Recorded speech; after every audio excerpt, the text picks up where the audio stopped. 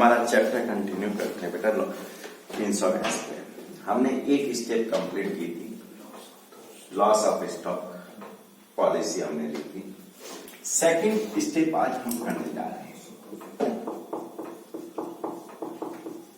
लाभों की हानि का बीमा।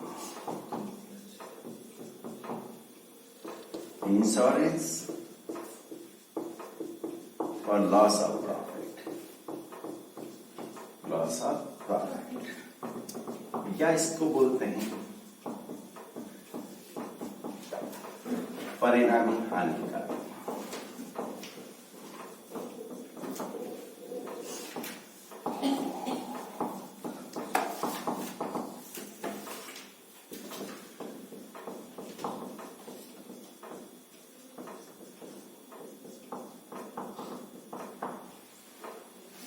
हमने एक पार्ट पढ़ा है कि when fire occur in the business, जब बिजनेस में आग लग गई।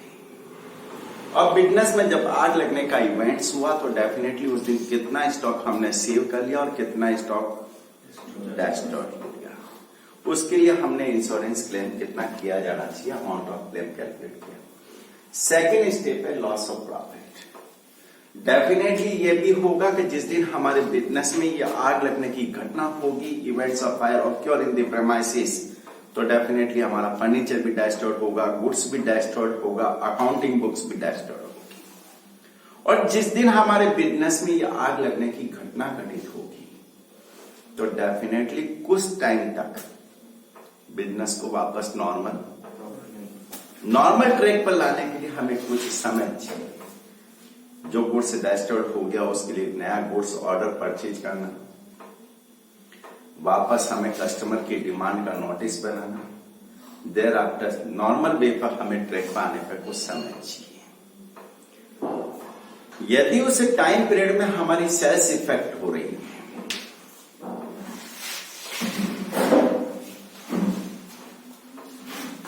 उस टाइम पीरियड में हमारी सेल्स इफेक्ट हो रही है, सेल्स कम हो रही है प्रीवियस ईयर के कंपैरिजन में। सपोज प्रीवियस ईयर में हमारी सेल्स थी 5 लाख रुपीस, लेकिन इस साल आग लगने की वजह से हमारी सेल्स 1 लाख रुपीस रह गई। तो डिक्रीज इन सेल्स या रिड्यूस इन टर्नओवर या रिड्यूस इन सेल्स डिग्री में कमी हो गई कितनी? 4 लाख रुपए। और 4 लाख रुपए की सेल कम हुई तो डेफिनेटली हमें प्रॉफिट भी कम हुआ। अल्टीमेटली तो यही हुआ।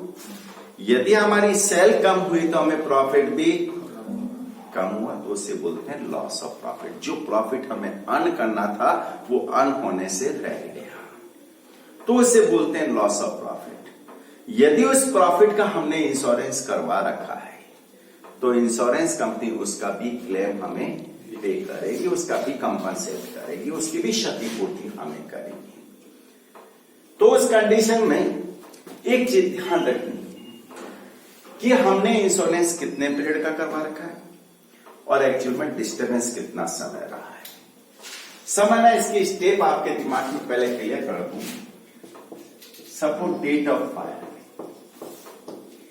आग लगने की घटना घटी तो मैं एक डेट अज्यूम कर लूं 30 जून 2019 का।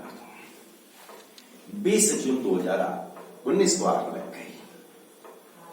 अब 20 जून 2019 को आग लग गई तो इंडेमनिटी पीरियड, जिसको बोलते हैं बाधा काल, इंडेमनिटी पीरियड, डिस्टर्बेंस पीरियड, बाधा काल,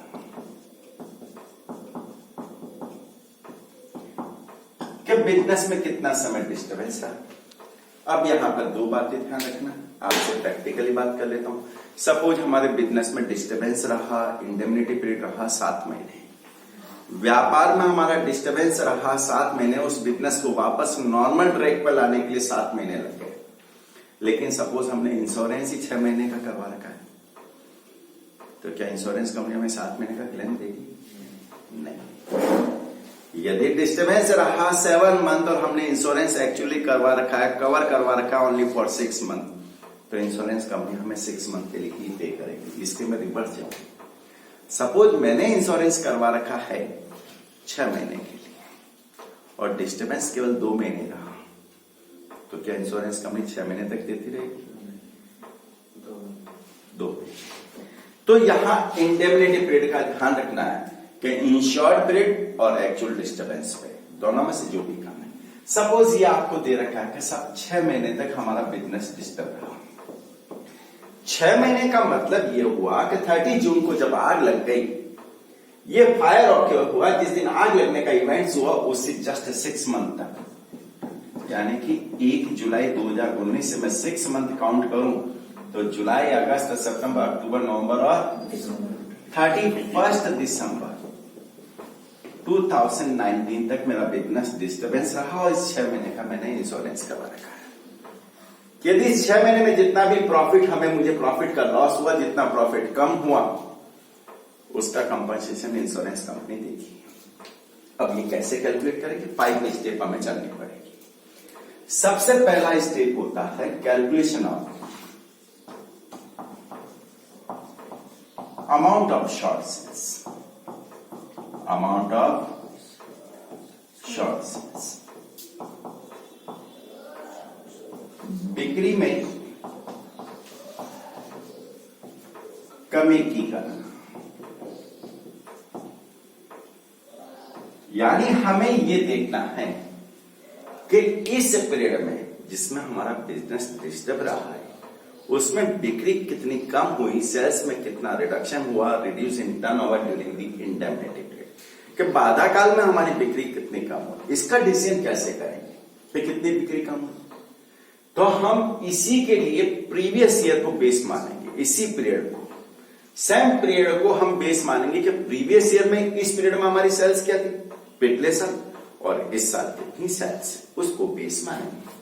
तो ध्यान दीजिएगा, सेल्स बेस मानेंगे हम प्रीवियस ईयर, गत वर्ष का सेम पीरियड के लिए, यानी कि 1 जुलाई 18 टू 31 दिसंबर 18। हम इसको बेस मानने जा रहे हैं, इसलिए हम इसको बोलते हैं स्टैंडर्ड सेल्स। क्या बोलते हैं बेटा? स्टैंडर्ड सेल्स, प्रमाण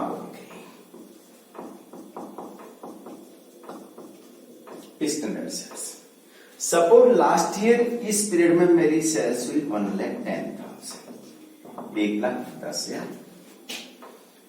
मेरा बिजनेस सीजनेबल बिजनेस है या मेरे बिजनेस में ये हर साल मेरा ट्रेंड है, मेरी एफिशिएंसी है, मेरी कार्य कुशलता है कि हर साल मेरी बिजनेस में सेल्स ग्रोथ कर रही है, हर साल बिक्री बढ़ रही है।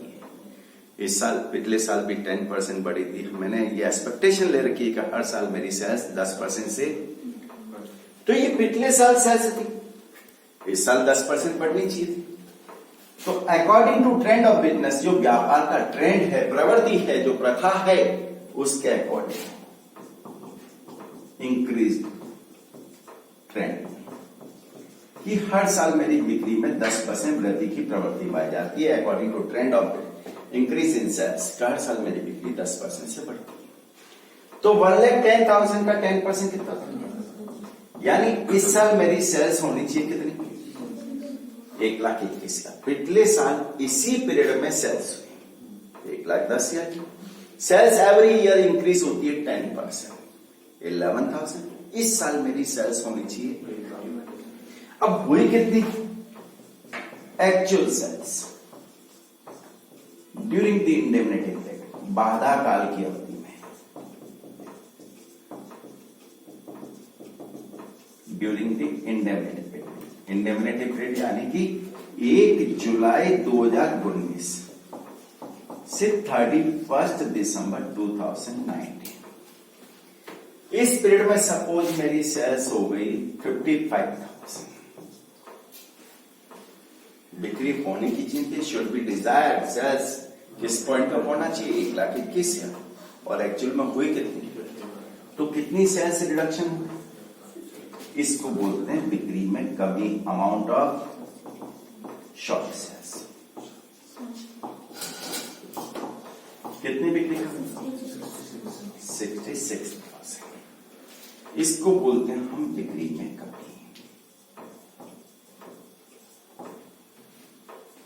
कि पिछले साल के कंपैरिजन में इस साल आग लगने की वजह से, उस कारण से मेरी बिक्री में कमी हो गई कितने? 66। और सेल्स कम हुई तो डेफिनेटली मुझे प्रॉफिट भी। अब प्रॉफिट कितना कम हुआ? उसके लिए जीपी रेट मालूम हो जाएगी कि भाई 66,000 की सेल्स कम हुई तो प्रॉफिट भी मालूम पड़ जाना चाहिए। देखते हैं सेकंड कैलकुलेशन आपको करनी पड़ती है, calculation of GP rate. Calculation of GP rate सकल लाभ की दर की गणना।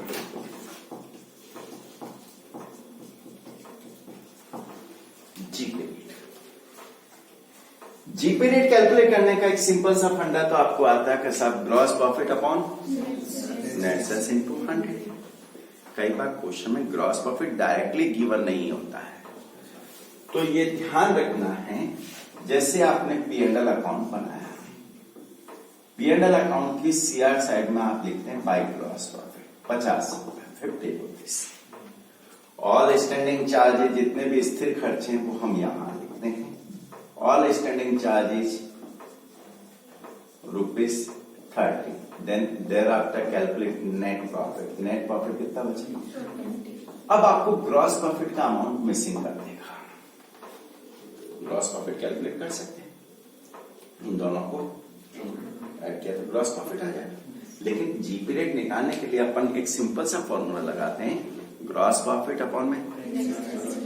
एक चीज इसमें और इंपॉर्टेंस, क्योंकि ऐसे क्वेश्चन में आपको सेल्स एक में से टर्नओवर यानी बिक्री बहुत अलग अलग पीरियड की दे रखी होगी। आपको सपोज फाइनेंशियल ईयर 1920 की जीपी रेट निकालनी है तो 1920 का जीपी लोगे और सेम पीरियड की सेल्स से डिवाइड करोगे। ऐसा तो नहीं होगा कि जीपी तो इस साल का लिया, सेल्स 5 साल पहले की ले।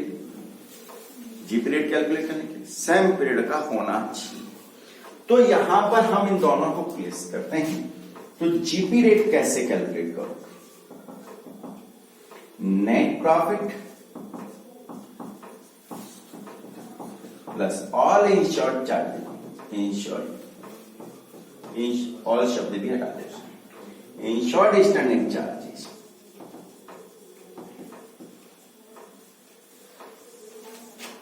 Divided by sales. अब ये ध्यान रखना ये दोनों सब सेम पीरियड के हो।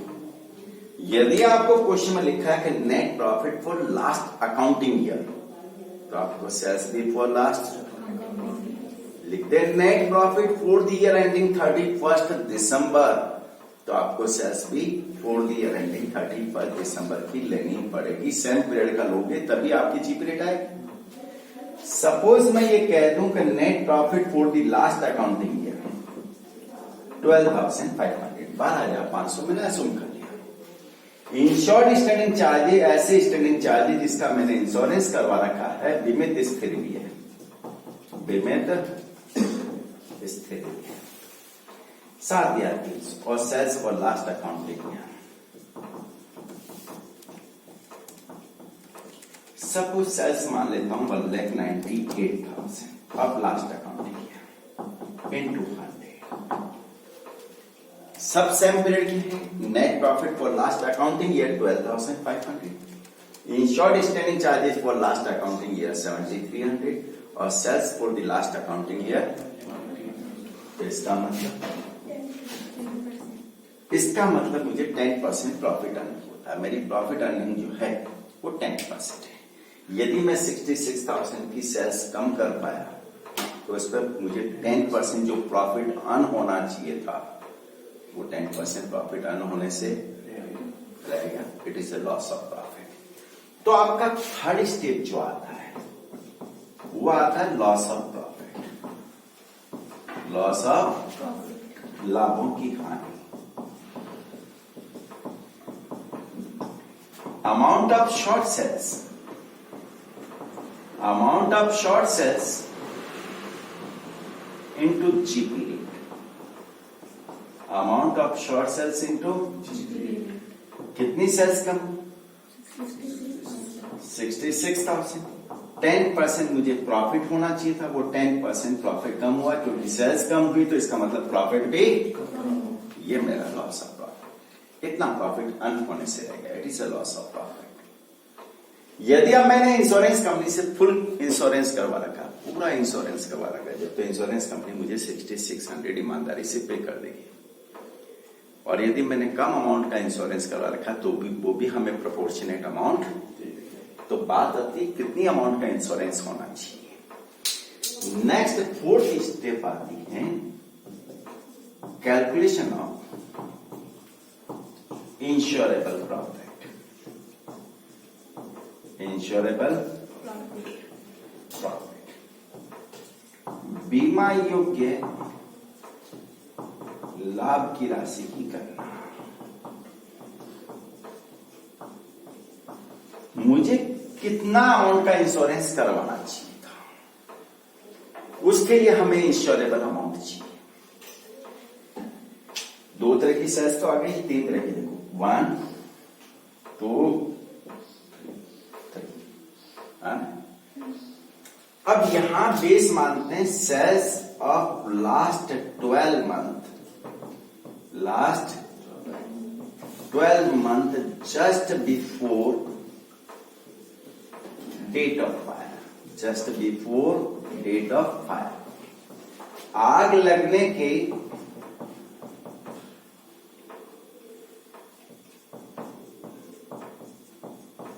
तुरंत पूर्व के 12 महीने की बिक्री।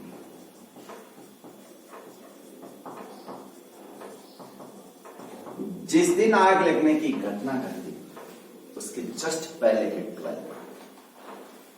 तो यहां पर सेल्स लेनी है। आग किस दिन लगी थी? 30 जून।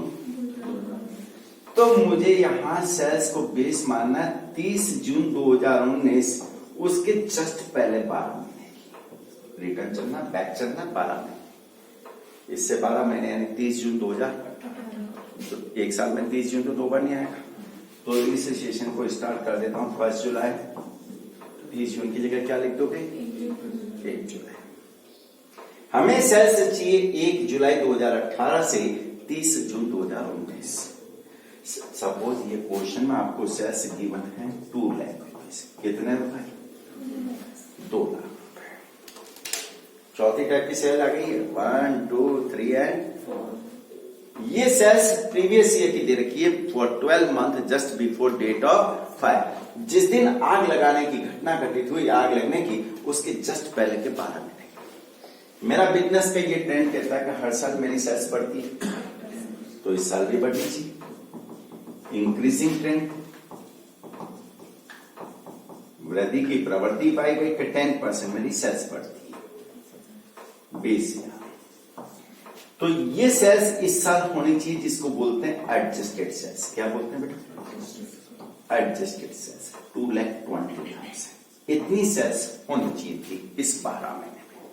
और इस सेल्स के प्रॉफिट की इंश्योरेबल प्रॉफिट, इंश्योरेबल प्रॉफिट के कितना अमाउंट का इंश्योरेंस होना चाहिए? Adjustable profit into GP rate. GP rate adjusted sales, adjusted sales कितनी है बेटा? 2,20,000। 10% मुझे प्रॉफिट होता है, यानी मुझे एटलीस्ट कम से कम 22,000 का इंश्योरेंस करवाना चाहिए। कितने का? 22,000 रुपए की अमाउंट का इंश्योरेंस करवाना। यदि मैंने 22,000 और मोर, इससे ज्यादा अमाउंट का इंश्योरेंस करवा रखा है, तो जितना भी लॉस हुआ वो इंश्योरेंस कंपनी मुझे पे कर देगी। और मैंने यदि इससे कम इंश्योरेंस करवाया है तो वो भी आनुपातिक यानी प्रोपोर्शनेट अमाउंट मुझे पे करेगी, उसी सेम रेशियो में पे करेगी, उसी अनुपात में पे करेगी। सपोज मैं मान लेता हूं कि यहां पर आपको गिवन है कि इंश्योर्ड अमाउंट है सपोज 20,000 रुपए। हमने 20,000 रुपए का ही इंश्योरेंस करवा रखा है। कितने का होना? कितने का चाहिए? 22,000। तो इंश्योरेंस कंपनी मुझे कितना देगी? लास्ट स्टेप होगा अमाउंट ऑफ क्लेम, दावे की राशि। जैसे हम स्टॉक की कंडीशन में निकालते थे वैसे ही वहां लिखते थे अपन इंश्योर्ड स्टॉक, यहां पर लिख देंगे इंश्योर्ड प्रॉफिट अपॉन में इंश्योरेबल प्रॉफिट। वहां लिख देते हैं insurable stock into loss of profit. Stock word को हमने रिप्लेस कर दिया किससे? प्रॉफिट से। इंश्योर्ड प्रॉफिट कितना है? 20,000 रुपए। इंश्योरेबल होना कितना चाहिए? 22,000 का इंश्योरेंस होना चाहिए, multiply by loss of profit 6600।